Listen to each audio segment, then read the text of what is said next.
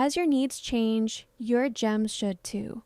Whether you want to tweak the tone or add new rules, editing a gem only takes a few clicks. Here is how to do it on the web. First, head to Gemini on your desktop. In the left sidebar, find the gem section. Hover over the gem you want to update, click the three-dot menu, and select Edit. This opens the gem editor where all your original instructions are saved. Now you can change the gem's name or update the instructions. I'm going to add a rule to include 3 emojis at the end of every response.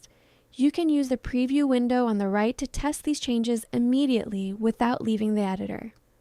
Once you're happy with the tweaks, click Update.